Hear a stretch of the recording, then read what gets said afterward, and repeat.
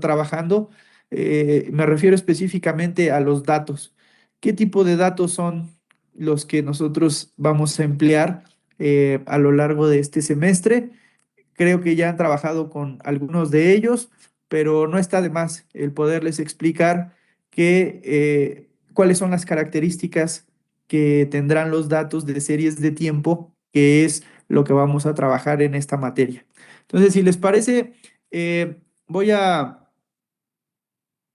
voy a presentar un pequeño esbozo de lo que vamos a estar revisando en este semestre en cuanto a los datos con los que vamos a trabajar. Entonces, si quieren ir tomando apuntes, me gustaría mucho que me fueran siguiendo. Y si les parece, también les puedo compartir la captura de pantalla de lo que vayamos viendo para quien eh, quiera prestar atención enteramente a lo que voy diciendo. Y también si quieren ir anotando, eso depende de cada quien, pues también lo puede ir haciendo. Miren, yo les platicaría que los datos con los que vamos a trabajar provienen de una clasificación muy conocida, en donde en el primer grupo entran los datos de corte transversal. Espero que identifiquen esto. Eh, los datos de corte transversal, déjame ponerle aquí datos de corte transversal, son aquellos que tienen la siguiente característica.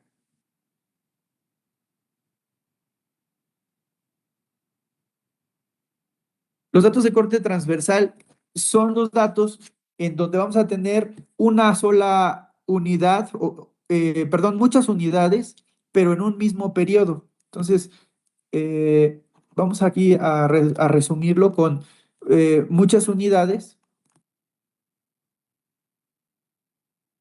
en un solo periodo.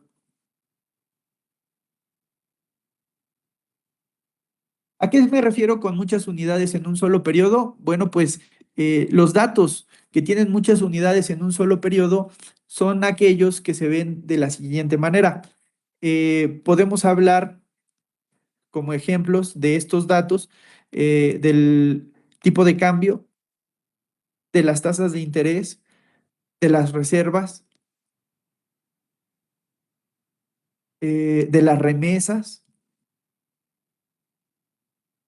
del Producto Interno Bruto, de la inflación. Todas estas son variables que ustedes han estudiado con antelación. Para ponerles un ejemplo de cualquiera de ellas, eh, vamos a hablar, por ejemplo, del Producto Interno Bruto. El Producto Interno Bruto es todo el ingreso que acumula un país durante un año calendario. En este caso, podemos tener el PIB de México, pero también podemos tener el PIB de Estados Unidos, podemos recabar la información del PIB de Inglaterra y también el PIB de Japón.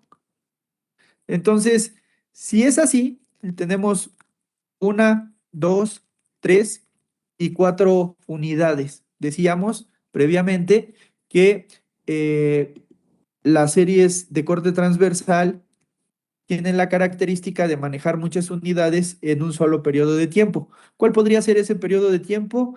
Pues a lo mejor el año pasado, 2025. En ese sentido, aquí tendríamos una cantidad para cada uno de estos países. A esto es a lo que se le conoce como dato de corte transversal, que seguramente ustedes trabajaron en la materia previa, que es análisis de regresión. Y enseguida tenemos la segunda categoría de datos con los que vamos a estar trabajando. Me estoy refiriendo a el objeto de estudio de esta materia, que son las series de tiempo. ¿Qué hay respecto a las series de tiempo? Miren, las series de tiempo son datos que tienen una característica muy particular, que en este caso es que solamente se va a trabajar con una única unidad en un mismo periodo. Entonces, este periodo, que puede ser un periodo definido de varios años, de varios meses, de varios trimestres, lo vamos a poder representar de la siguiente manera. Vamos a poner aquí una pequeña definición igual que lo intento hacer con los datos de corte transversal. Con los datos de corte transversal dijimos, tenemos muchas unidades, vamos a denominarlas incluso aquí unidades I, eh, en un mismo periodo de tiempo. En este caso, diríamos que I puede ser 1, 2, 3, hasta N, refiriéndome a los países. Estas unidades, como ya les decía, no solamente pueden ser países, sino también pueden ser ciudades, estados, empresas, individuos y lo que ustedes se les ocurra en cuanto a este tipo de clasificación, es decir, de unidades con las mismas características, estados, países, ciudades, empresas, individuos. Si se dan cuenta, en todos estos ejemplos, las unidades tienen elementos en común. Ajá. Entonces, aquí tenemos el ejemplo de datos de corte transversal. Para el caso de series de tiempo, la definición que podríamos otorgarle a estos datos de series de tiempo, es que acá vamos a tener una unidad observada en diferentes momentos del tiempo. Una unidad observada en diferentes momentos del tiempo. Para ponerlo en contexto, también podríamos ejemplificar el tipo de cambio, la inflación y el Producto Interno Bruto, para seguir con este ejemplo. En este caso, en el caso de las series de tiempo, lo que yo podría identificar ahora en lugar de varias unidades es una única unidad, por ejemplo, el Producto Interno Bruto de México. Pero lo que cambia es que ahora va a ser en diferentes momentos del tiempo. Aquí era un único momento, acá van a ser varios momentos. Vamos a pensar en que tenemos el año 2010 y que además tenemos una periodicidad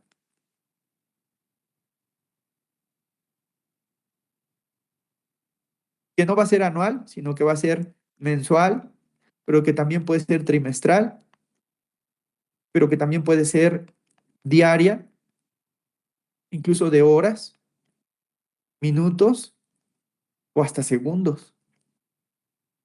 La periodicidad que ustedes se imaginen, siempre y cuando existan datos que correspondan a estas periodicidades, podrá ser utilizada. Entonces, aquí, para poner el ejemplo con datos mensuales, yo estaría diciendo que podría tener la información del año 2010 para los 12 meses, es decir, para el mes de enero, febrero, marzo, y así hasta 2010 con el 12º mes, que sería diciembre. Y de ahí me podría ir al 2020 y de ahí me podría ir hasta el 2025, mes 1, 2025, mes 2, hasta 2026, mes 1, que es apenas la información del mes pasado, es decir, enero de 2026. Y en este sentido es que yo tendría un dato, una fecha, que corresponde con un dato. Es decir, para el Producto Interno Bruto de México, en el año 2010, primer mes, yo tendría la cantidad que corresponde a ese ingreso de este país. Lo mismo para 2010 en el mes 2 y para 2010 en el mes 3. De esa manera es que se podría ver eh, una serie de tiempo. Es decir, a diferencia del corte transversal, en donde tenemos varias unidades, aquí solamente tenemos una sola unidad, pero con la gran diferencia de que esa unidad se puede observar en diferentes momentos del tiempo. ¿Hasta aquí tienen alguna duda? No, profe. Bien, si en cualquier momento les surge alguna duda o quieren hacer alguna pregunta, lo que les pido es que por favor me la hagan saber para que podamos atenderla a la brevedad posible. Bueno, pues entonces vamos a seguir. Hasta aquí, en el pasado ustedes tenían identificado cuando trabajaban con datos de corte transversal o cuando trabajaban con series de tiempo, porque me imagino que esto lo vieron en análisis de regresión, ¿no es así?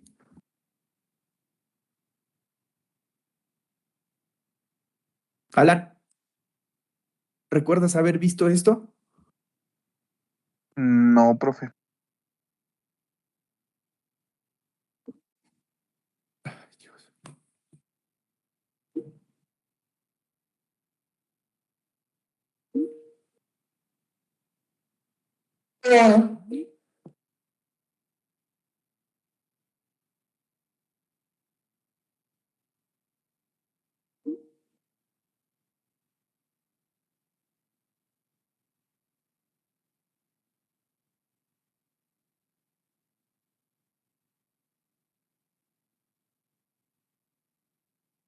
¿Me escuchan? Sí, sí lo escuchamos. Sí, Les profe. ofrezco una disculpa, ¿saben qué? Que estuvo fallando otra vez aquí la conexión. Espero que en lo sucesivo ya no esté ocurriendo esto. Muchas gracias, Carla, por haber hecho o iniciado la grabación. Eh, Eso es algo que les voy a estar encargando, ya sea a Carla o a quien lo recuerde, que por favor inicien la grabación para que todo lo que vayamos ahorita viendo pues se vaya quedando registrado. Les decía, o le comentaba a su compañero Alan, no sé si me escuches, Alan, si es que recuerdas haber visto alguna de estas estructuras en el pasado, en la materia de análisis de regresión, por ejemplo. Ajá, le digo que creo que no, profe. Bueno, no recuerdo. ¿Alguien más que quiera apoyar aquí a su compañero respecto a alguna de estas dos estructuras que identifique?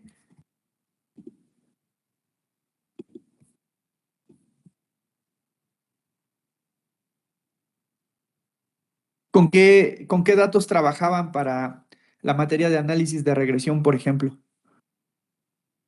¿Qué modelo fue el que desarrollaron? Algo que recuerden de esa materia. Pues yo diría que sí lo vimos, pero no explicado tal cual, profe. Ah, bien. Bueno, qué bueno que hacen esta aclaración, porque miren, yo en la mañana venía pensando, pues ya vamos a ver de una vez el cuestionario nos lanzamos luego con las definiciones y qué es un proceso estocástico, qué es un proceso estocástico estacionario y uno no estacionario.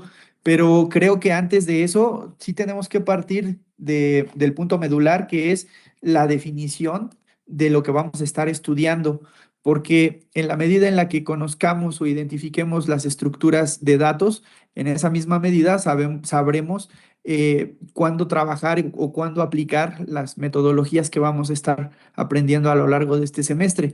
Lo que yo les puedo decir ahorita es que particularmente en este semestre nos vamos a centrar en exclusivamente este tipo de estructuras, la de series de tiempo.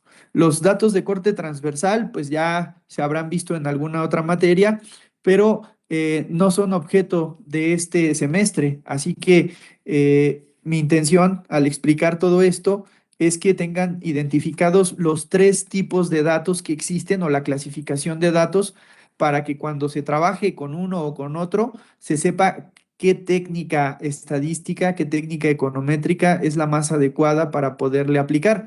Y también porque en cuestiones ya de aplicación o de técnica, por ejemplo, para los casos de datos de corte transversal, pues hay situaciones que no operan. Pienso, por ejemplo, en la autocorrelación. La autocorrelación, por ejemplo, es un fenómeno que no existe en los datos de corte transversal. Entonces, desde ahí, tener bien identificado cuándo sí podemos aplicar ciertos criterios, ciertas pruebas y cuando, pues evidentemente, no sería posible.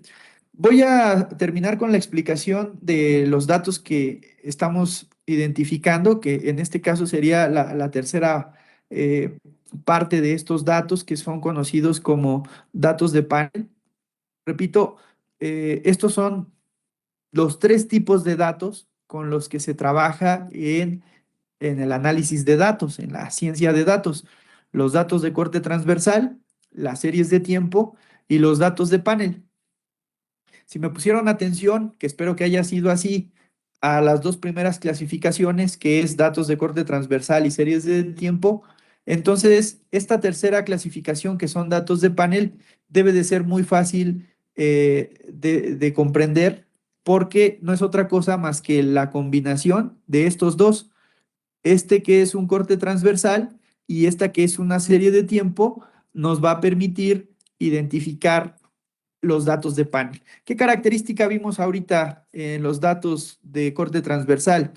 Quizá la característica principal es esta, que nosotros aquí tenemos una serie de unidades, es decir, varias unidades. Y la característica de las series de tiempo es que hay una sola unidad, pero aquí lo que cambia es en diferentes momentos del tiempo. Vamos a denominarlo T. Entonces, aquí la característica de un dato de panel sería aquel que conjunta ambas particularidades. Me refiero a que tiene varias unidades y en diferentes momentos del tiempo. La característica o la definición sería muchas unidades y observadas en varios momentos T, si lo queremos resumir quizá de esa manera. Vamos a poner aquí muchas unidades y que son observadas o identificadas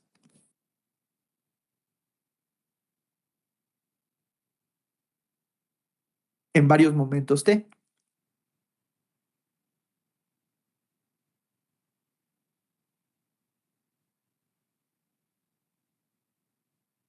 ¿Cómo se ve esto? Pues de una manera conjunta, yo podría tener otra vez el Producto Interno Bruto de México, el Producto Interno Bruto de Estados Unidos, el Producto Interno Bruto del Reino Unido, el Producto Interno Bruto de Japón, el Producto Interno Bruto de Alemania, por ejemplo.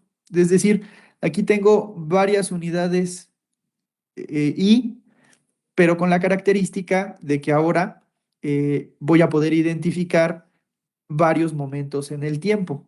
Me refiero, vamos a suponer, a que cuento con los datos desde 2020, mes 1, mes 2, mes 3, hasta 2025, mes 7, 2025, mes 8, 2025 mes 9, 2025 mes 10 y 2025 mes 11 y 12. Es decir, hasta diciembre del año pasado. Desde enero del año 2020 hasta diciembre del año 2025. Y entonces lo que yo tengo aquí es una gran matriz. No sé si lo alcanzan a identificar. Esta gran matriz pues se vería representada pues justamente por todos estos valores que van a entrar en esta matriz que se conoce como matriz de datos de panel. Para cada para cada una de las unidades, entonces repito, tengo diferentes momentos para poder capturar su comportamiento. Es decir, tendría un dato aquí, otro dato acá, otro dato acá, otro más aquí, otro más acá.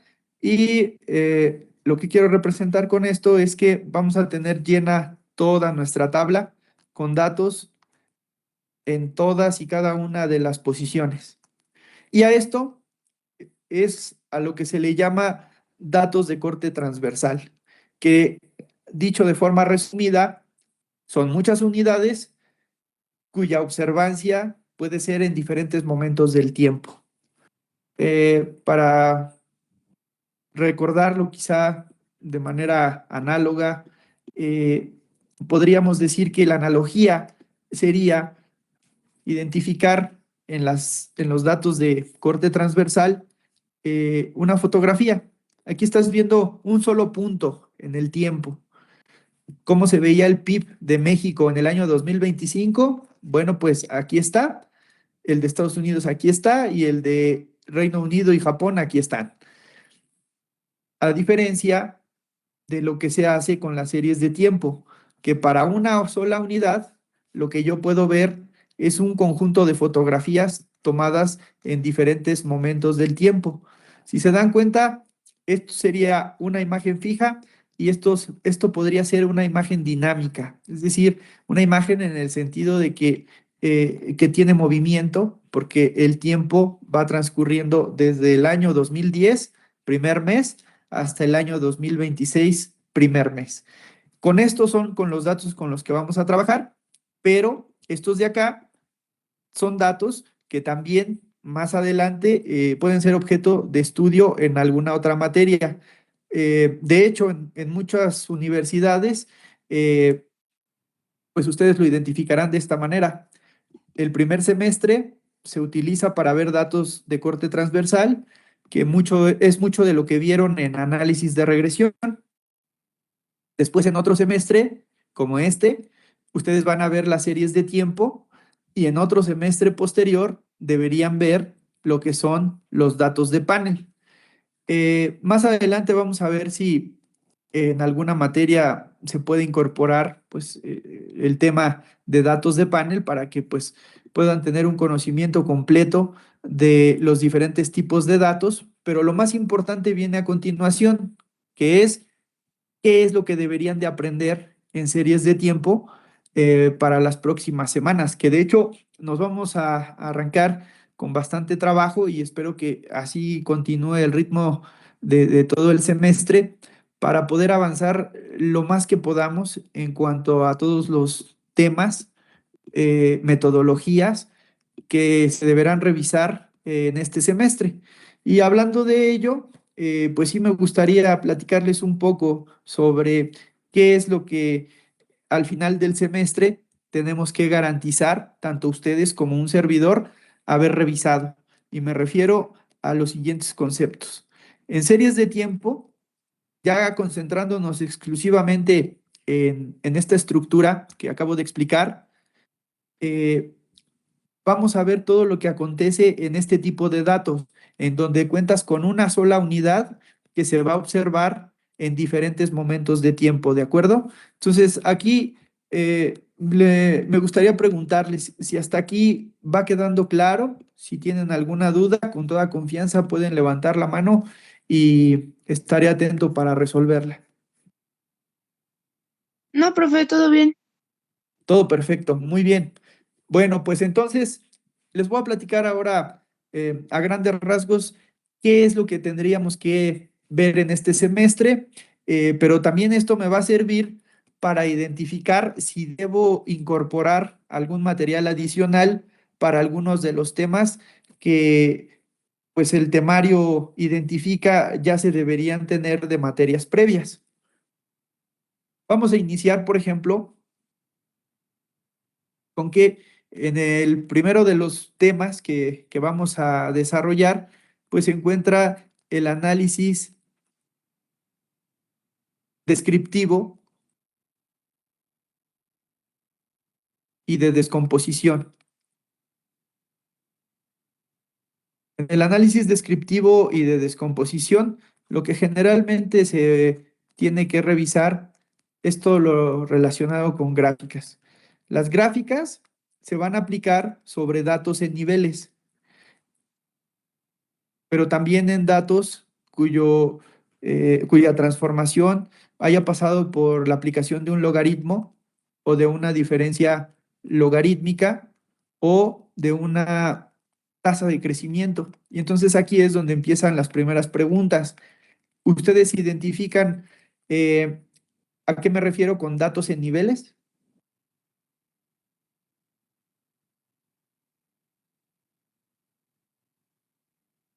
Yo no, profe. Bien, miren, los datos en niveles son específicamente las unidades en las que se presentan las variables que vamos a ir identificando para nuestros diferentes estudios. Por ejemplo, se me viene a la mente ahorita para tener rápidamente un ejemplo.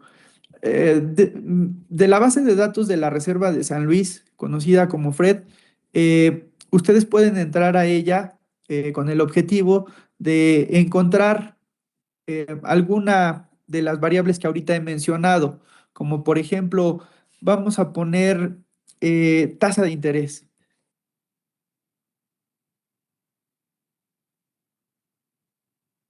Eh, lo que aquí aparece son varios ejemplos de tasas de interés.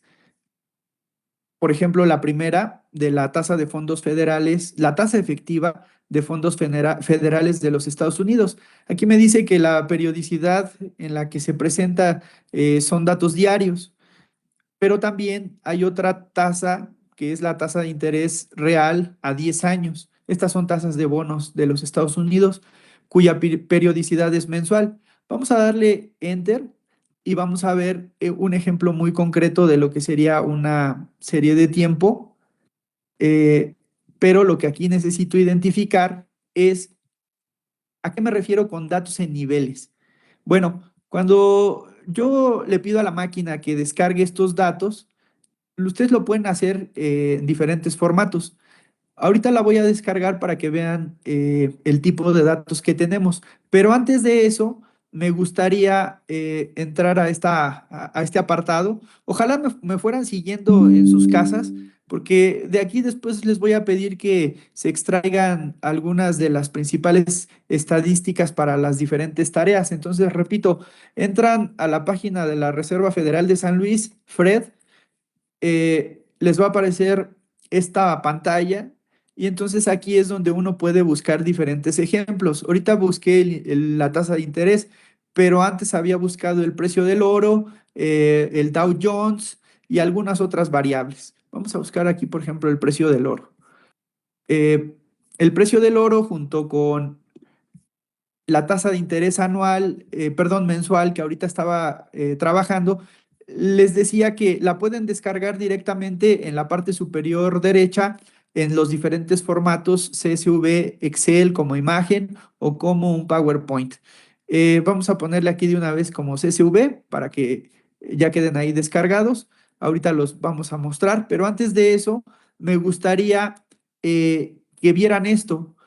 Lo que ahorita su compañera mencionaba es que no tenía claridad con respecto a qué me estaba refiriendo con estos datos que yo les llamé niveles. Bueno, eso te lo voy a responder justamente con este apartado. Aquí ustedes identifican que hay diferentes unidades. Hay cambios porcentuales, perdón, cambios porcentuales, porcentajes, cambios de año anterior, cambios porcentuales, tasas de anuales compuestas, tasas de cambio anuales compuestas e índices. Vamos a ver el otro ejemplo, que sería el del oro, para ver también qué periodicidades pues son las que maneja. Entonces aquí está el precio del oro, nos vamos a Edit Graph y en Edit Graph, en unidades, vamos a ver que cuando se despliega, vemos que está dado en índice, pero también en tasa de cambio o en índice de cambio, en cambios de un año con respecto al otro y en cambios porcentuales. Bueno, lo que quiero decirles es que los datos en niveles sería la primera de las categorías. Es decir, son datos que están dados en índices o en miles de dólares o en puntos porcentuales. Todos cuando descargan una base de datos se pueden dar cuenta de que van a contar con esta información. Por ejemplo, ahorita que hacía la descarga de esta primera base de datos, que ahorita voy a abrir, van a ver esta característica de las unidades en las que está presente. Entonces aquí les decía, para cada uno de los años, desde el 83 hasta el 2026, lo que vemos del lado derecho en esta columna, pues es la tasa de interés que está dada en lo que aquí nos señalaba, que es, déjame ver, aquí, puntos porcentuales o índices, miren, también puede ser dado en índices. Si se dan cuenta, los índices casi siempre van de 0 a 100. Entonces, sí vieron que cuando yo aquí le dije, no, no quiero índice, sino quiero porcentaje, acá cambia el eje de las ordenadas. Pero si le cambio otra vez a índice, vean cómo se cambia de 0 a 100. Entonces, si yo descargo estos datos, es decir, si le doy cerrar aquí y le doy descargar y reviso los datos, lo que ahí voy a ver son escalas de 0 a 100. Miren, 80, 70, 100, 20, 19, 21. Bueno, esto se los explico porque, de acuerdo a lo que les estaba comentando, nosotros vamos a ver gráficas de nuestros datos en niveles. Niveles quiere decir, tal cual como lo descargamos de la base de datos, en las unidades de cuenta o en las unidades de medición. Por ejemplo, hablando de dólares, ¿cómo se miden los dólares? O cómo se dice, perdón, hablando de dólares, ¿cómo se mide el Producto Interno Bruto de los diferentes países? Bueno, pues la unidad de cuenta tradicional para cualquier país, no solo para Estados Unidos, es en dólares. Si tú preguntas por el Producto Interno Bruto de México, claro está que se puede medir en pesos mexicanos, pero para fines de diferentes estudios, si tú quisieras comparar el PIB de México, el PIB de Estados Unidos y el PIB de Inglaterra, generalmente lo que se hace es transformarlo a una moneda común, que en este caso son los dólares. Entonces tú vas a estar trabajando con datos en niveles, me refiero a miles de millones de dólares para medir el Producto Interno Bruto de México, pero lo mismo pasará para el de Estados Unidos y para el del Reino Unido.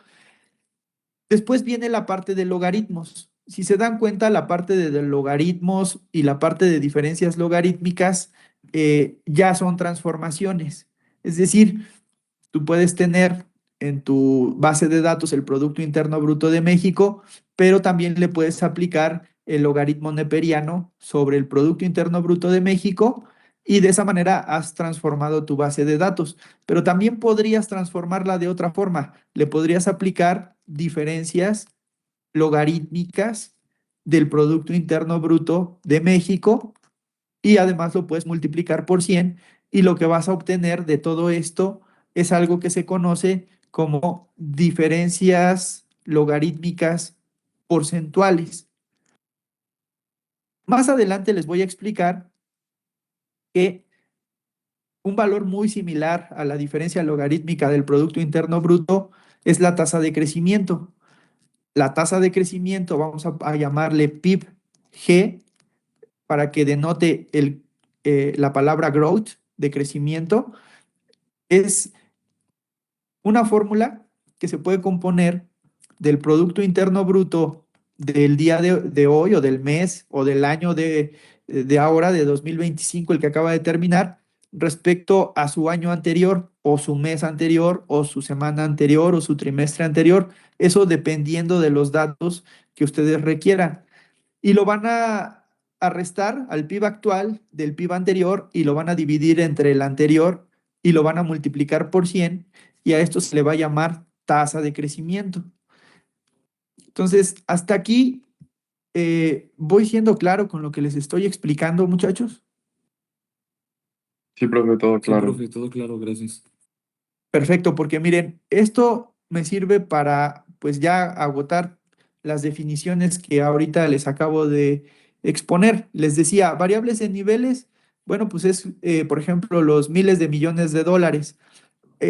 Utilizando ese mismo ejemplo, la literatura establece que cuando las cantidades son tan grandes como estas que menciono, el Producto Interno Bruto se puede representar en miles de millones de dólares. Lo que se acostumbra o lo que se recomienda es aplicarle logaritmos, porque como ustedes saben, los logaritmos neperianos lo que hacen es una reducción de escala. Entonces, esa es la razón por la que se aplican logaritmos de una manera tan sencilla como multiplicar al logaritmo o aplicar, mejor dicho, el logaritmo a la variable.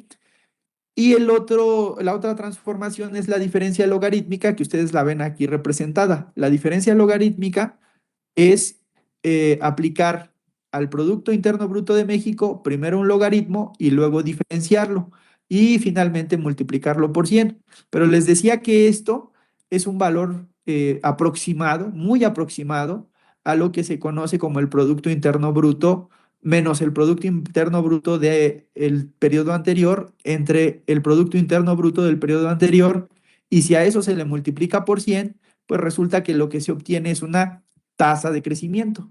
Eso es lo que veríamos en cuanto al análisis descriptivo, que ustedes tengan presente el que pueden aplicar estas transformaciones, pero no es una cuestión solo de gusto, de que me gusta trabajar con logaritmos y por eso se lo aplico a todos los datos. No, eso más bien tiene que ver con el tipo de datos que tienes y la idoneidad para aplicarle una u otra transformación. Hay veces que inclusive se puede aplicar únicamente la diferencia, ¿no?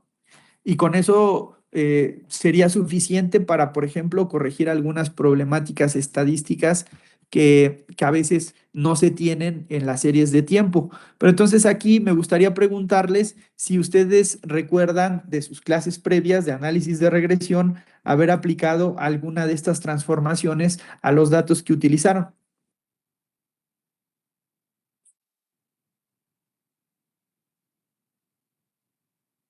No sé, Carla, Saúl, Cecilia, ¿les suena haber aplicado eh, logaritmos o diferencias logarítmicas a los datos con los que trabajaron?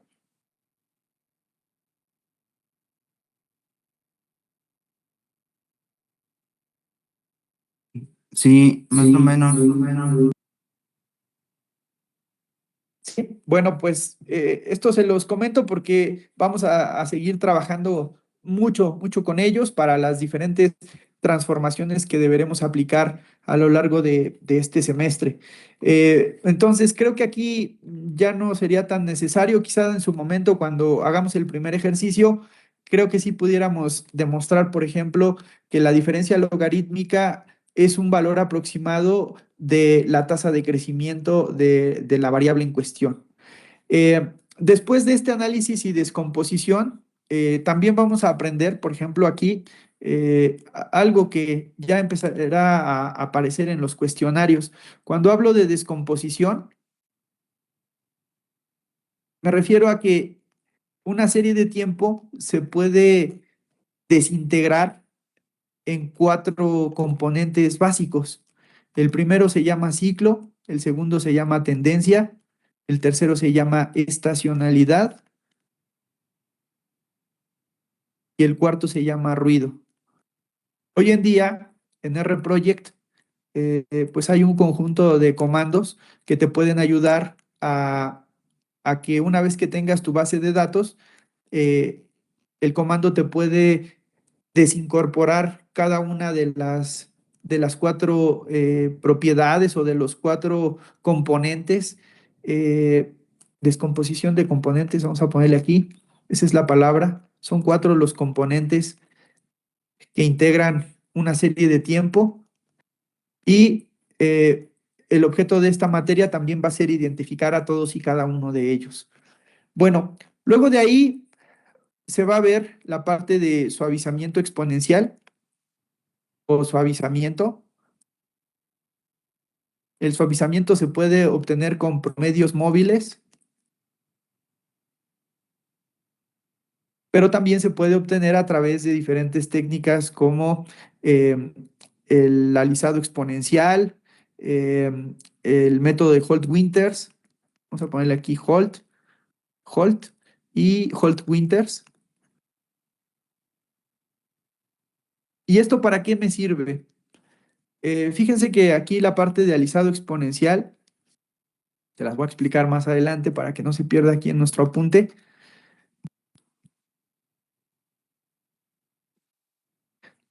Seguramente ustedes habrán visto algo como esto.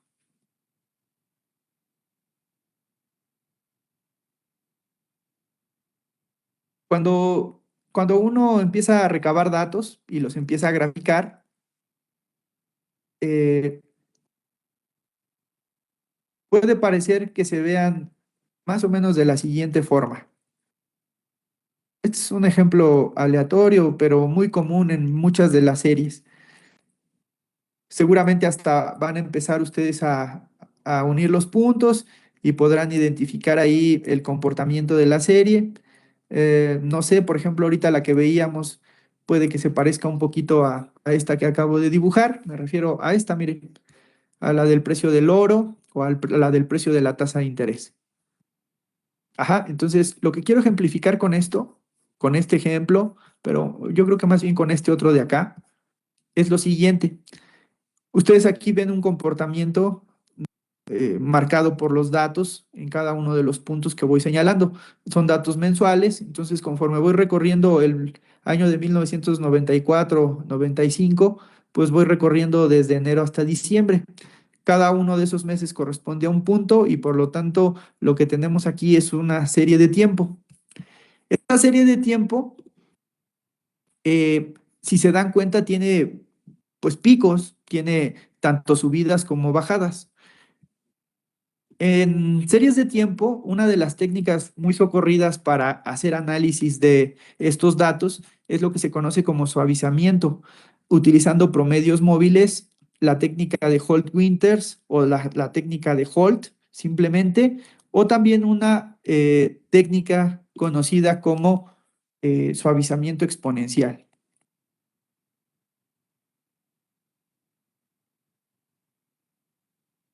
Este suavizamiento exponencial es, pues, para muchos, a pesar de que ya tiene pues algunos años eh, de aplicarse, una maravilla porque lo que intenta hacer esta técnica es, por ejemplo, alisar estos comportamientos, que de alguna manera se vayan tomando promedios. No sé si, por ejemplo, ahorita lo vaya a poder ejemplificar cuando haga más grande la gráfica, yo creo que sí, pero miren, lo que estoy haciendo es lo que se conoce como un suavizamiento exponencial. Este suavizamiento exponencial, ahorita que haga un poquito más grande la gráfica, me va a quedar más clara, más claro el concepto. Lo que quiero intentar explicar con esto es que si tú tomas el valor, por ejemplo, de un periodo corto de tiempo, máximo y mínimo, lo que vas a buscar hacer con la primera técnica, que es promedios móviles, pues es como su nombre lo indica, sacar un promedio. El promedio es tomar el valor más grande, más pequeño, como ustedes saben, sacar un promedio geométrico, un promedio tradicional que es el valor más grande más el valor más pequeño dividido entre dos o entre más observaciones, dependiendo de las que se pueda recolectar entre este punto y este punto, y se va a sacar un promedio. Y justamente sobre ese promedio es donde va a pasar esta línea azul que les estoy trazando. Entonces, ¿cuál es la idea a través de este procedimiento? Bueno, pues que en cada uno de los puntos se pueda obtener su valor medio. Y eso lo que logra, pues es un suavizamiento de la serie. Entonces, hay técnicas que lo que buscan es suavizar la serie para poder hacer una interpretación a través de una función de esa serie y no sobre la serie con picos extremos como los que vemos aquí. Ese va a ser otro de los temas interesantes también a desarrollar. Ahí les voy a explicar cómo a través de el software estadístico con el que se cuenta hoy en día, pues se puede programar un algoritmo para que te pueda hacer un procedimiento completo y a través del mismo, pues tú puedas obtener pronósticos de un modelo bien especificado a través de esta técnica que se conoce como suavizamiento exponencial de Holt-Winters o promedios móviles. Aquí me gustaría preguntarles si antes habían escuchado sobre estas técnicas o sobre estos métodos para eh, estimar datos de series de tiempo, que serían los suavizamientos. ¿Les suena alguno de esos nombres? Solo promedios móviles, profe. Promedios móviles, muy bien, Diego, porque promedios móviles es quizá una de las técnicas pues, primigenias. Hay algunos promedios móviles o también conocidos como suavizamientos, que de hecho así se les empezó a llamar a estos. suavizamientos ingenuos. Y no es un nombre peyorativo, quiero decir, aunque así suene, la palabra ingenuo, no es peyorativo, sino que a lo que hace alusión es a que en un principio, pues lo más fácil que se pensó fue, pues vamos a tomar un promedio y vamos a irlo moviendo. Por eso se llama promedios móviles, porque lo que tú vas haciendo es, tomas este pequeño corte y sacas el promedio, luego este otro pequeño corte y sacas el promedio, luego otro más y así sucesivamente hasta acabar con la serie. Y entonces lo que al final tendrás es un conjunto de promedios que han sido móviles a lo largo del tiempo. Y en este sentido es que pues también siguen siendo válidos porque todavía son competitivos. Me refiero a que son competitivos si se les compara con algunas otras técnicas. ¿Cuáles otras técnicas? Bueno, pues las que seguiremos analizando ahora mismo. La tercera de las técnicas, por ejemplo, en este caso, déjame quitar esto que se vio muy feo. Ahora sí, son los modelos univariantes. Aquí, en los modelos univariantes, les voy a pedir que recuerden mucho de lo que aprendieron en análisis de regresión, porque lo que se va a revisar en este tipo de modelos son estructuras de tipo autorregresivas, medias móviles, autorregresivas y medias móviles, conocidas como modelos ARMA. Lo de P significa el número de rezagos y lo de Q también es el número de rezagos, pero se le pone una letra diferente para que cuando tú veas la letra P se refiera a que P puede ser 1, 2, 3 hasta N rezagos y Q también puede ir desde 1, 2, 3 hasta N rezagos, pero los rezagos del primero corresponderán a una estructura autorregresiva y los segundos corresponderán a una estructura de medias móviles. Para aterrizarles un poquito más la idea, les voy a platicar cómo se vería esto. En análisis de regresión, o mejor conocido como Ordinary Least Squared, mínimos cuadrados ordinarios, lo que ustedes están acostumbrados a desarrollar es un modelo como este, ¿a poco no?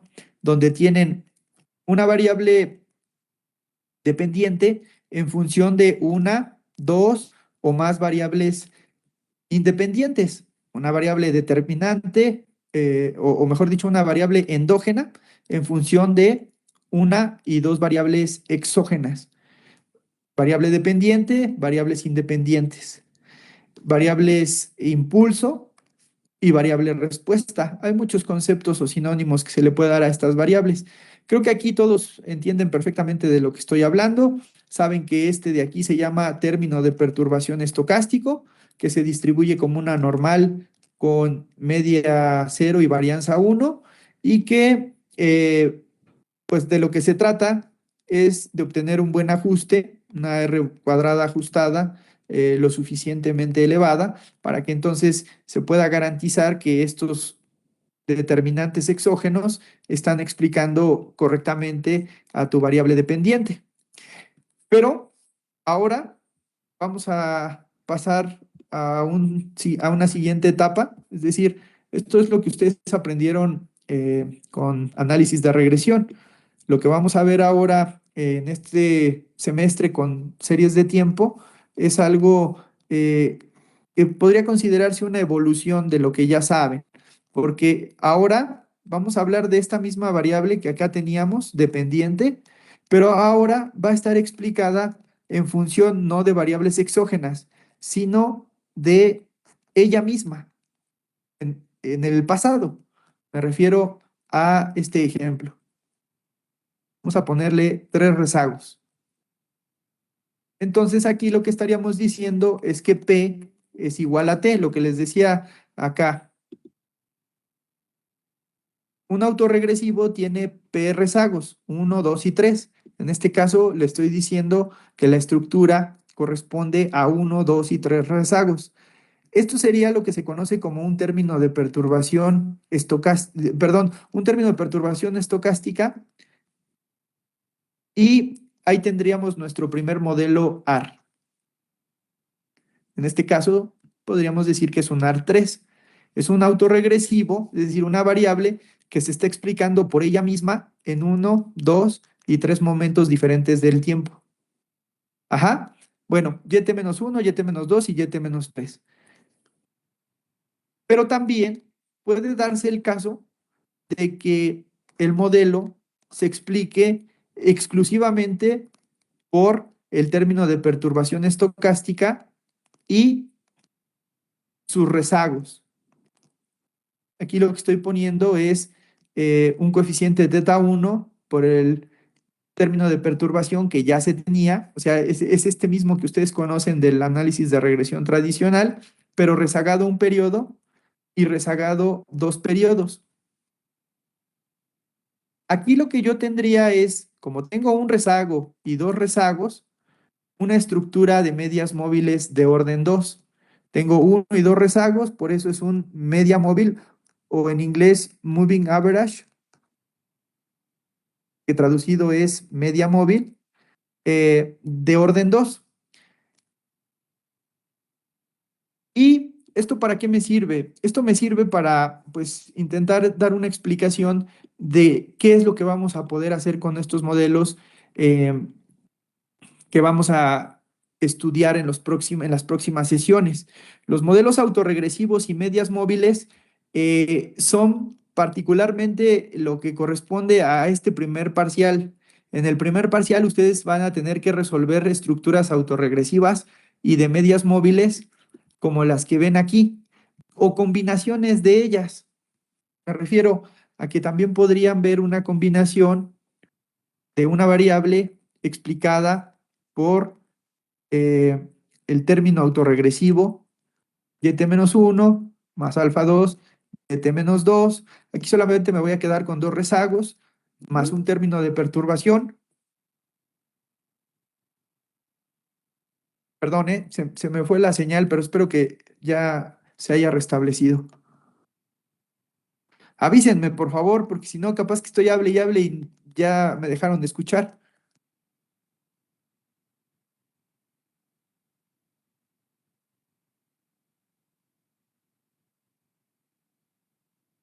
¿Sí? ¿Me escuchan? Sí, profe, sí lo escuchamos. Profe, Sí, profe. Una disculpa, es que a veces falla mucho aquí el internet. Voy a buscar que esta situación se corrija.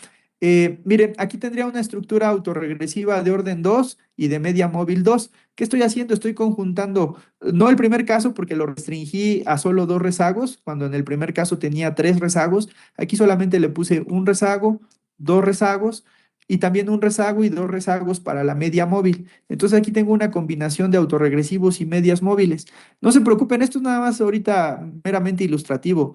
Cuando lleguemos en su momento a este tema en particular, tomaré todas las previsiones para explicarlo de la manera más detallosa posible y que no les quede ninguna duda. En este mismo sentido, también podrían existir los modelos ARMA, P, D y Q, o también los modelos SARMA X. Estos ya son modelos mucho más elaborados porque, para que se den una idea, serían como estos.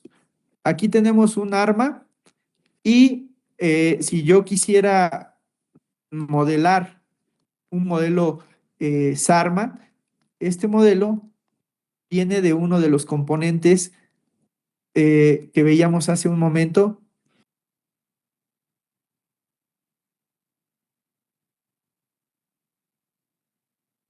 Una disculpa, es que me están llamando, pero se me olvidó apagar el teléfono. Listo. Les decía que aquí hay un componente que se llama estacionalidad, por eso es importante que el conocimiento sea secuencial, porque antes debieron haber entendido qué es la estacionalidad. Les voy a explicar a detalle qué es la estacionalidad, justo con los cuestionarios que me están ayudando a resolver. Pero bueno, eso se puede agregar a este modelo ARMA que acabo de desarrollar aquí, pero si además a este modelo se le pueden sumar una variable exógena o 2 variables exógenas o 3 variables exógenas, pues entonces todas estas ya son conocidas como variables exógenas, X, y en este sentido es que yo estoy incorporando a un modelo de series de tiempo lo que aprendieron en análisis de regresión. Es decir, estas variables exógenas también pueden ser incorporadas dentro de un modelo de series de tiempo de estructura autorregresiva y de medias móviles. En ese sentido, tienen autorregresivos, medias móviles y exógenas. Ahí sería o en este caso lo que tendríamos sería un modelo Armax.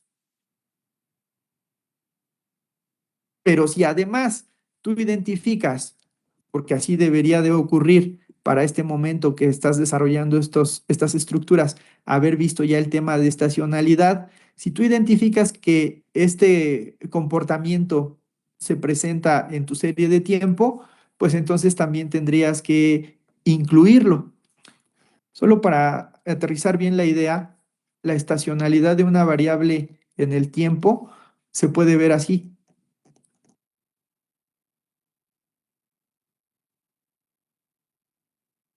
Seguramente habrán visto alguna serie de tiempo que se comporte de esta manera, sobre todo en el precio de ventas, en el precio de commodities, el petróleo, eh, el oro, los granos, se comportan con este patrón que se llama estacionalidad, que no es otra cosa más que identificar que en el periodo de un año el patrón se repite al siguiente y al siguiente y al siguiente y al siguiente. Es decir, aquí hay un comportamiento estacional, por ejemplo, digamos del mes de diciembre. Si suponemos que en este recuadro están incluidos los 12 meses del año, aquí estaría diciembre, el mes 12, aquí estaría el mes 24, aquí estaría el mes 36 y el mes 48. Y si ustedes identifican, justo en este mes es donde se presenta el crecimiento de mi serie. Y en el resto del año, ¿qué es lo que está pasando? Pues una estabilidad en el comportamiento de los precios. Entonces, aquí lo que se identifica es un comportamiento estacional marcado. Si esto también lo logramos identificar, que así debe de ser con el transcurso de las clases, podríamos estar entonces en presencia justamente de este modelo conocido como SARMAX. ¿Cómo lo vamos a armar? Bueno, pues primero identificando que tiene el comportamiento estacional que acabo de decir, comprobando si también es adecuado aplicarle una estructura autorregresiva o también si es adecuado aplicarle una estructura de medias móviles y también si sería adecuado aplicarle variables exógenas para terminar con un modelo muy completo que lo que busque es explicar el fenómeno que nos interesa, que en este caso pues es la variable YT. Entonces, de eso es lo que se trataría todo lo que corresponde a estos modelos univariantes, también conocidos como metodología Box-Jenkins.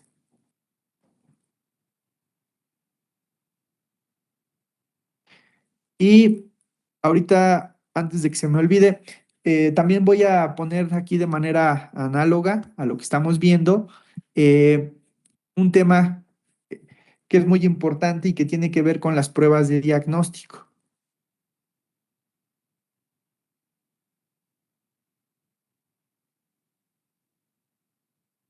Fíjense que aquí se empata todo lo que ustedes han visto en análisis de regresión y conocimientos de materias previas para poder desarrollar lo que aquí les estoy proponiendo, que son los temas que en cualquier eh, curso de series de tiempo de un buen nivel debería de contener. Todos los cursos de series de tiempo al menos deben contener un análisis descriptivo y descomposición de datos, técnicas de suavizamiento, modelos univariantes. También debería de contener como cuarto punto modelos multivariantes. ¿Qué son los modelos multivariantes? Bueno, los modelos multivariantes son una extensión de estos que están aquí, que son los univariantes.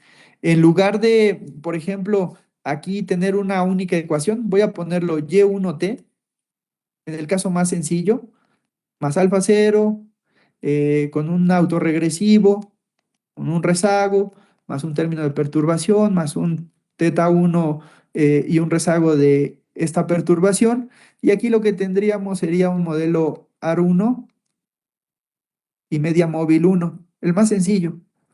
Ajá, pero para darles una idea de a lo que me estoy refiriendo es que yo hace rato les había dicho que sería una de las estructuras conocidas como modelos univariantes. ¿Qué son los modelos multivariantes? Ah, bueno, pues resulta que ahora puedes tener una variable Y2 diferente a la primera. Vamos a suponer que este sea el Producto Interno Bruto, que este sea la inflación, y vamos a poner una tercera. Déjame escribirlo bien porque si no, no se identifica como debe de ser. Lo voy a hacer un poquito más grande. Y ahora sí, miren, vamos a suponer que aquí en este Y2 también está explicado por un término de perturbación, un rezago, un teta 1 y un error. Igual un arma 1, 1. Pero también podríamos tener un Y3. Dijimos que este es el Producto Interno Bruto, que esta es la inflación y que a lo mejor esta es la tasa de interés. Entonces, lo que quiero que identifiquen es que en un vector autorregresivo o lo que se conoce como modelos multivariantes, ya no solamente tengo una única ecuación, por eso dejan de ser univariantes de una sola variante, es decir, una sola variable que podría ser el PIB, y ahora puedes incluir la inflación o la tasa de interés o la base monetaria o el tipo de cambio o lo que tú me digas. Bueno, claro, y siempre y cuando esto esté sustentado por la teoría, ¿no? Alfa cero más alfa 1 y t menos 1 más un término de perturbación más un teta 1 y un término de perturbación rezagado. Entonces aquí lo que tendríamos en realidad a todo esto es a lo que se le conoce como un vector autorregresivo. Si se dan cuenta, o en este caso un Barma, porque tiene de los dos, tiene autorregresivo y tiene media móvil, pero además se le agrega la categoría V. La categoría V tiene que ver con vector. ¿Qué es un vector? Pues ustedes lo saben mejor que nadie. Es una colección de datos hasta YNT. Es una colección de datos bien definida eh, que tiene la característica de estar conformada por una columna y n filas, ¿no? Entonces tenemos una única columna y tenemos n filas. Una vez que he explicado esto, pues ahora sí, aquí se los expongo. Lo que se podría construir con esto es un modelo de vectores autorregresivos, pero también un modelo de corrección de errores y también podríamos identificar una cosa que se llama cointegración. Van a decir, bueno, ¿y todo esto qué? Ahorita no se preocupen mucho, es nada más un esbozo de lo que se deberá ir avanzando en las próximas sesiones, pero la razón por la que estoy haciendo este repaso es porque necesito tener una guía para que el día de mañana o cuando se termine nuestro semestre podamos regresar aquí y preguntarle a quien sea de los que estén en la sala, y cualquiera de los que estén aquí tendría que ser capaz de explicarnos todos y cada uno de los temas que ahorita estamos exponiendo, desde el análisis descriptivo hasta los modelos más complejos que a continuación pues ya estamos llegando a ellos. Por ejemplo, estos modelos multivariantes ya son modelos bastante laboriosos, por eso se necesita una capacidad computacional muy considerable, y esa es la razón por la que prácticamente todos estos modelos se tienen que llevar a cabo a través de un software lo suficientemente potente como puede ser Python, como puede ser R. Dentro de la penúltima, perdón, categoría, nosotros tendríamos los modelos de volatilidad.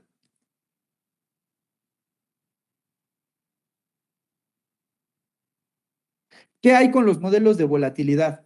Bueno, miren, con los modelos de volatilidad, lo que me gustaría explicar aquí a detalle es que vamos a ver los modelos pioneros, que son los modelos de heterocedasticidad.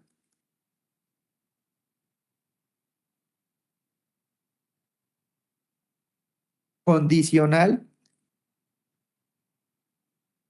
autorregresiva, modelos de heterocedasticidad condicional, autorregresiva,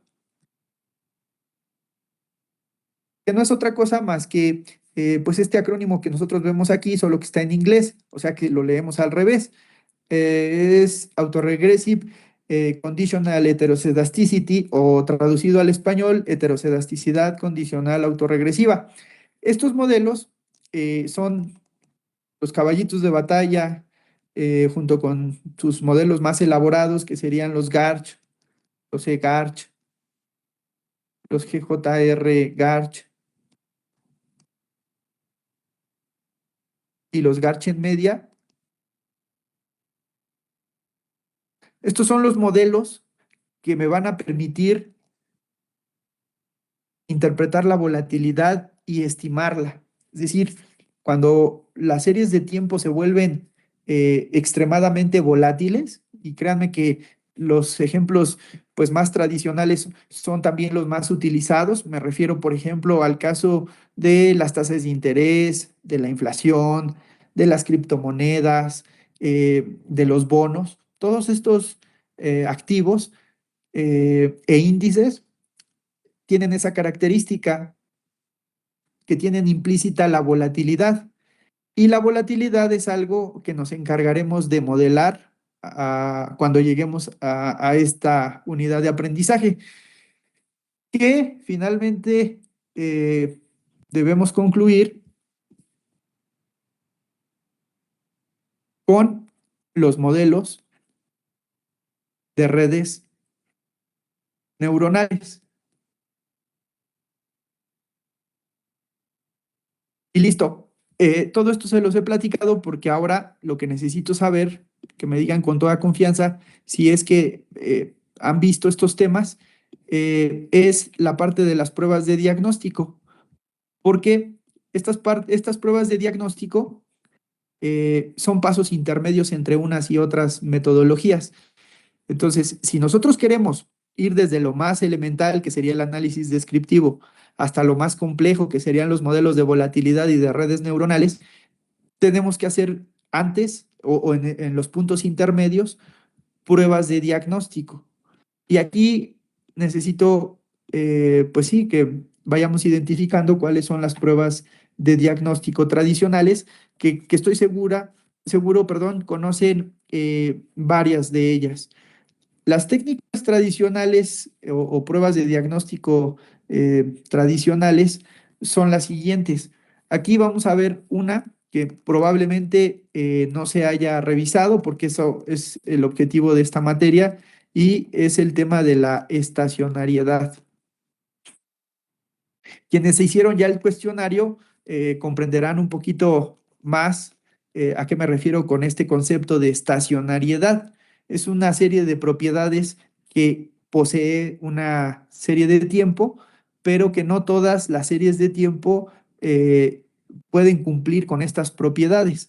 Eh, Otro de los conceptos que me gustaría también que revisáramos es el que tiene que ver con autocorrelación. Y aquí es donde creo que ustedes están más que preparados para cuando aparezca esta problemática. ¿Recuerdan ustedes de sus clases anteriores este concepto, este tema de autocorrelación? Sí saben que es un problema cuando se presenta en un modelo econométrico, ¿no? Perfecto. Aquí, díganme, cuando vieron el tema de autocorrelación, ¿revisaron cuál es su naturaleza? Es decir, ¿por qué surge? ¿Qué es lo que provoca que un modelo de regresión tenga autocorrelación?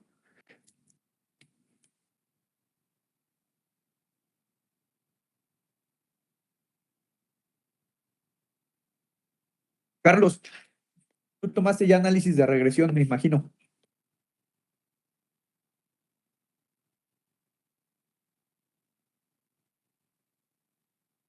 Carlos, ¿me escuchas? Carlos Antonio. Cosette, ¿tú me escuchas? Sí, profe. Cosette, ¿tú te acuerdas del tema de autocorrelación? Pues más o menos. Dime, ¿te acuerdas que en autocorrelación se revisó la forma de detectarla y de corregirla? Según yo sí, pero la verdad no me acuerdo, profe. O sea, igual sería ¿Quién, como que, pero según yo sí. quién les dio la materia de análisis de regresión? A nosotros Jorge Olvera. Jorge Olvera. Y a los demás, Nicolás, el profesor Nicolás. Bueno, miren, en caso de que lo hayan visto, que espero que sí, y si no, pues ya me dirán para identificar que al menos estos tres conceptos los tengamos claros,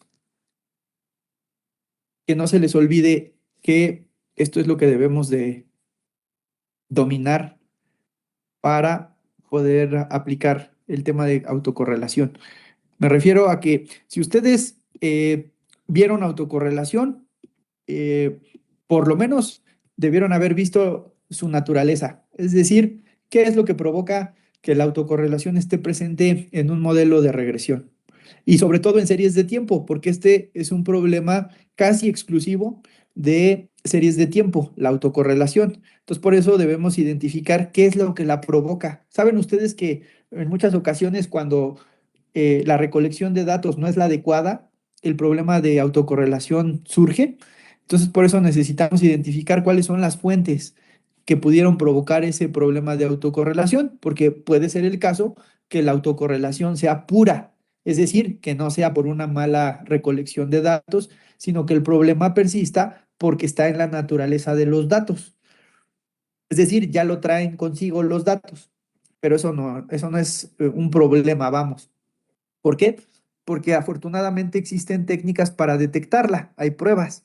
Hay pruebas como la Durbin-Watson o como la Bruce Godfrey Pagan. Todas estas pruebas me sirven para detectar. Tú detectas a través de pruebas de hipótesis, pruebas estadísticas, si no hay autocorrelación o si por el contrario tienes autocorrelación. ¿De acuerdo? No miento. Aquí es al revés.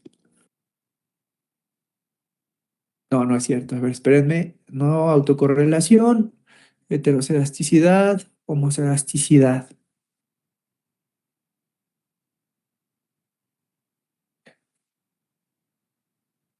No, ¿saben qué? Que para salir de dudas, vamos a hacer una cosa. Aquí acababa de hacer una prueba de heteroscedasticidad. Déjenme revisarla.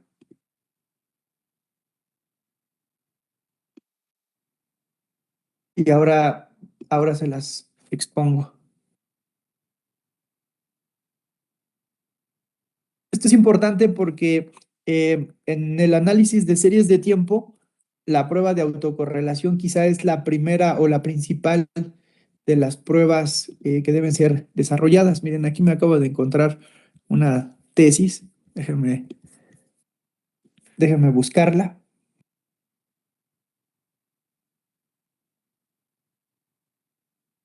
Me refiero a la prueba para que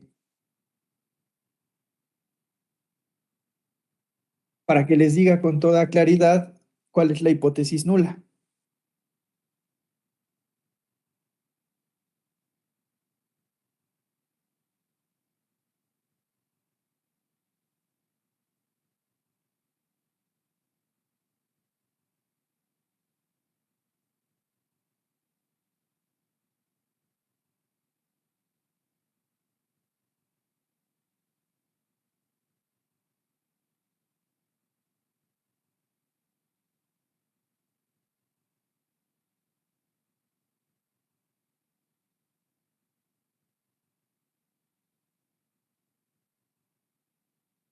Sí, ¿saben qué? Aquí es al revés, miren.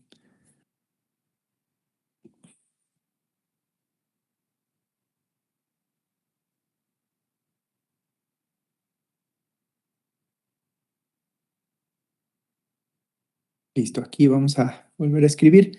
La hipótesis nula es auto y La hipótesis alternativa es que no hay autocorrelación. Eh, pero esto no es todo. Una vez que detectan esta problemática, es decir, vamos a suponer que sí hay autocorrelación, lo que sigue es corregirla. Aquí vamos a intentar, con diferentes técnicas estadísticas, corregir este problema que es la autocorrelación. Pero también con él viene otro problema que también generalmente se presenta en los datos de series de tiempo, que es la heterocedasticidad. Ajá, entonces aquí seguro también vieron este tema, ¿o no? Sí, profe. Sí, esto sí le suena, ¿verdad? Lo de la heterocedasticidad y la homocedasticidad. Aquí por lo menos recordar rápidamente que pueden presentarse dos opciones, la homocedasticidad o la heterocedasticidad. En este sentido, la homocedasticidad es lo que se quiere y la heterocedasticidad es lo que se busca evitar. Y lo mismo, lo que se busca es identificar por qué es que surge el problema de la heterocedasticidad, porque en caso de que con pruebas de detección tú compruebes que está presente, entonces lo que estás obligado a hacer es a corregirla. Entonces, igual que en la autocorrelación, la heterocedasticidad, en caso de existir, debe ser corregida. Y luego de ahí pasamos, pues evidentemente, a una prueba que también debieron haber visto, que son las pruebas de normalidad. ¿Qué pruebas de normalidad vieron? Diego, Carla, Luis, ¿les suena alguna prueba de normalidad?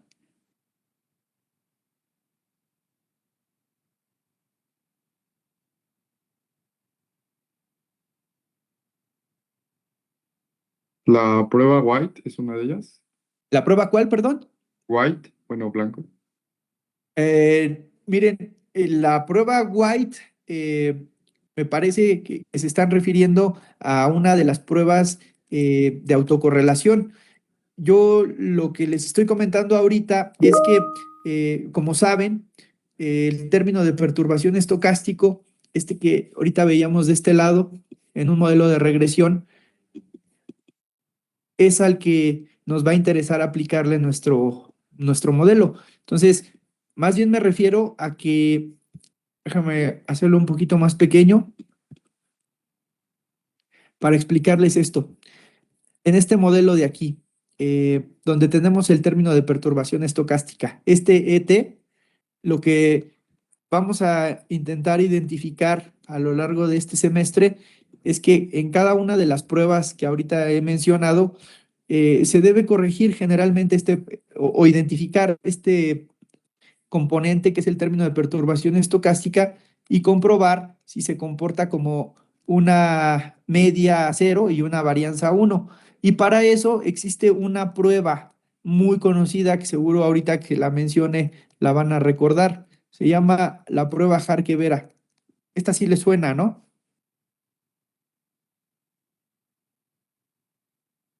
Porque también está esta otra, la prueba Shapiro-Wilk, pero vamos a detenernos con la Harke-Vera.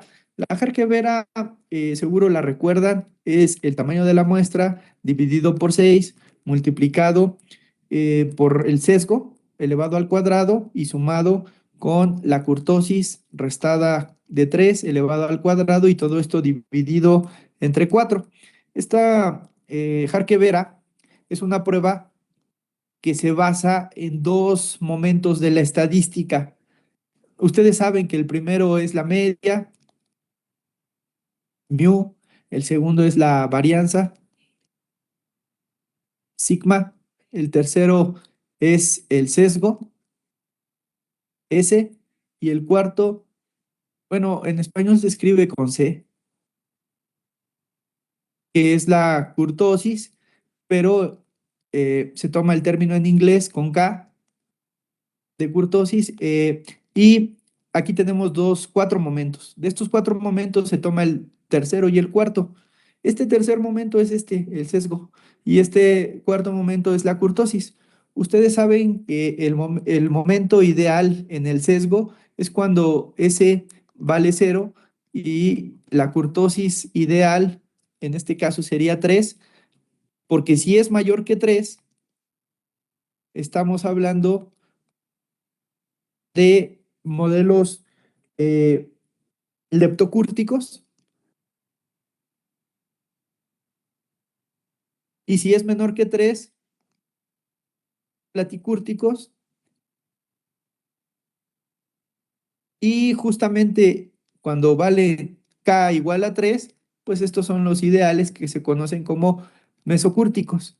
Entonces, si nosotros tuviéramos estos valores, hagan la sustitución rápida, 3 menos 3 es 0, y si el sesgo también es 0, pues aunque el tamaño de la muestra sea muy grande, el valor que te va a dar aquí será seguramente de un Harke-Vera aproximado a 0.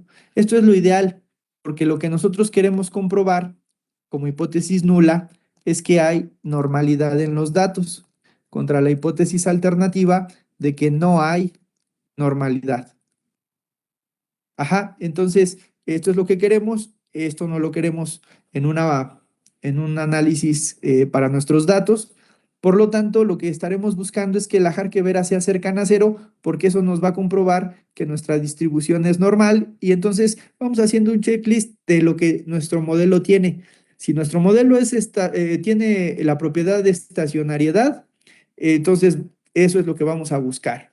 Si tiene autocorrelación, habrá que corregirla y, claro, primero detectarla, luego corregirla, para que no exista autocorrelación. Esto sería lo ideal. No hay autocorrelación, no hay heterocedasticidad, sí hay normalidad, y así nos vamos. Esto sería lo ideal en cada uno de los casos. Que tengamos series estacionarias que no tengan donde haya modelos que no tengan autocorrelación, que no tengan heterocedasticidad, pero que sus perturbaciones se comporten como una normal. Y luego vienen otras tantas pruebas, como pueden ser las de cambios estructurales.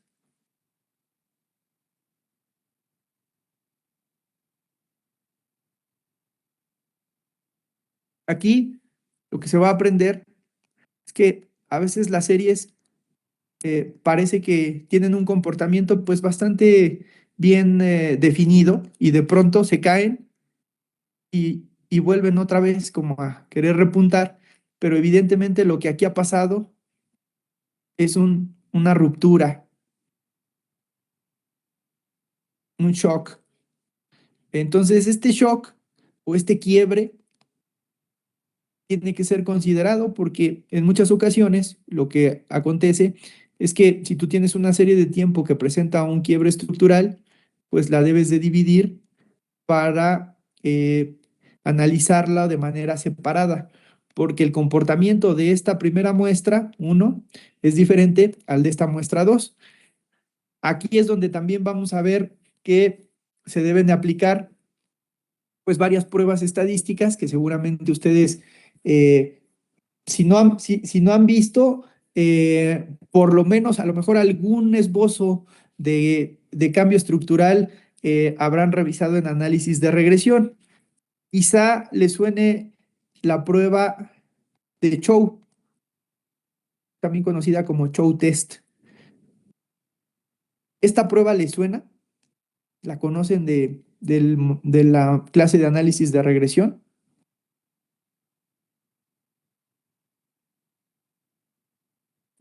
No, profe. ¿No? Bueno, entonces también para aquí marcarla.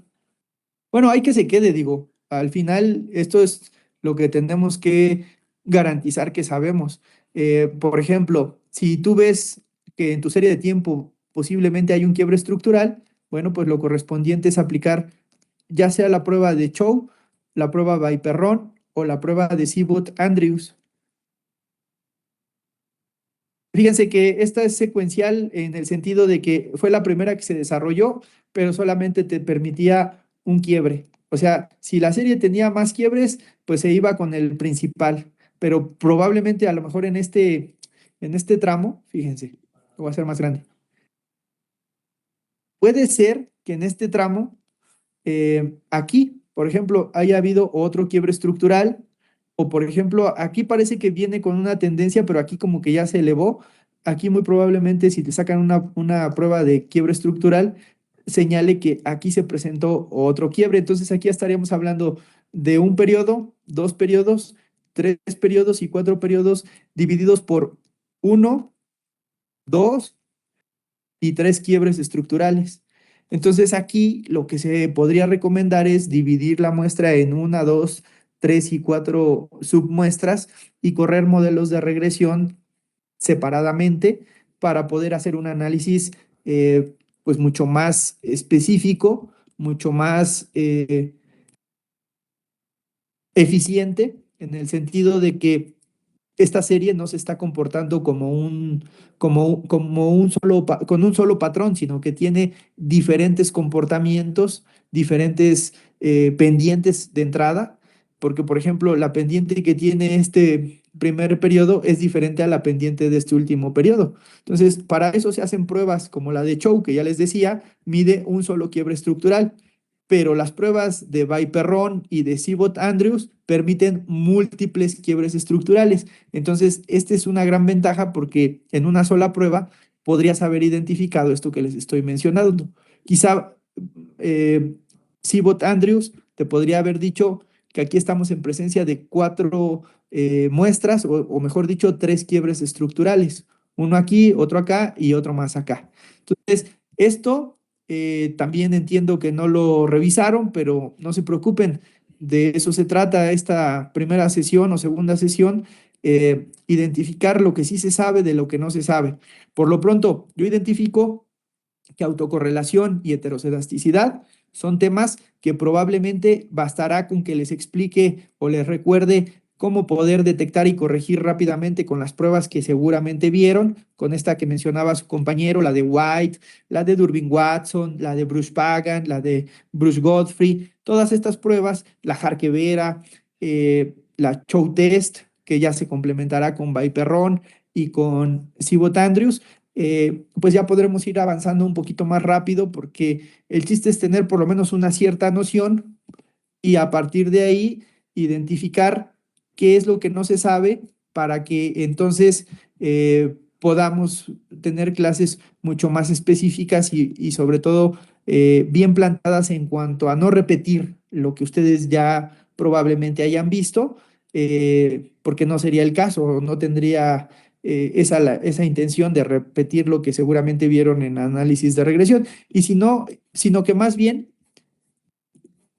nos podamos ir ya a concentrar en esto que está de este lado, pues que es lo que les he compartido como un gran esbozo de lo que se verá durante las clases de series de tiempo. Pero bueno, ya también para ir cerrando y no perder nada de tiempo, me gustaría pedirles un gran favor, que es que al igual que su compañero Francisco Saúl de la Cruz Montes de Oca, pues me puedan apoyar entregando su tarea, como ya se ha mantenido aquí identificada el 3 de febrero, publicado el 3 de febrero más bien, pero no me acuerdo cuándo les dije que se iba a entregar esto, el 8 de febrero. Entonces, miren, aquí lo que me gustaría que hiciéramos es, para apoyarles en la resolución del cuestionario, que vayan identificando una serie de videos que les he preparado para poder resolver todos y cada una de las preguntas. Entonces, si les parece, en unos minutos más, ahorita que ya cierre la sesión, les voy a habilitar un par de videos en donde se van a poder basar para resolver todas y cada una de las preguntas. De hecho, los dos videos vienen en esa secuencia, desde la pregunta 1 hasta la pregunta 13.